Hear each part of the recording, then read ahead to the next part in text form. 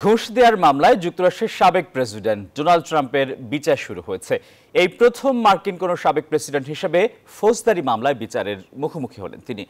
যদি তিনি দোষী সাব্যস্ত হন তবে কারারুদ্ধ হওয়ার ঝুঁকি রয়েছে।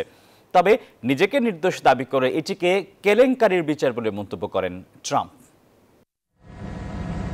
পর্নোতারকা ড্যানিয়েলসকে ঘুষ দেওয়ার ইস্যু সাবেক মার্কিন প্রেসিডেন্ট ডোনাল্ড ট্রাম্পের পিছু ছাড়ছে না।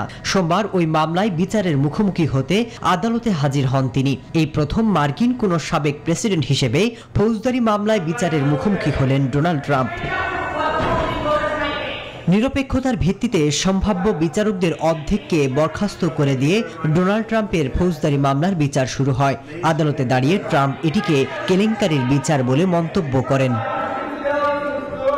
ট্রাম্পের বিরুদ্ধে অভিযোগ, তার সাথে সম্পর্কের বিষয়ে মুখ না খুলতে 2016 সালে মার্কিন প্রেসিডেন্ট নির্বাচনের সময় পর্নোতারকা স্টর্মি ড্যানিয়েলসকে মোটা অঙ্কের ঘুষ দেওয়া হয়েছিল। গেল বছরের মার্চে ট্রাম্পের বিরুদ্ধে চার্জ গঠন করেছিল নিউ ইয়র্কের গ্র্যান্ড জুরি।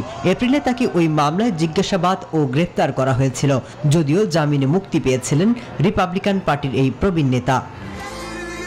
বিকাশে কম খরচে ক্যাশ আউটের লিমিট বেড়ে 50,000, প্রিয় এজেন্টও 2টা। আর এবার ট্রাম্প যদি দোষী সাব্যস্ত হন তাহলে তার কারারুদ্ধ হওয়ার ঝুঁকিও রয়েছে। মাসুদ রানা, নিউজ 24।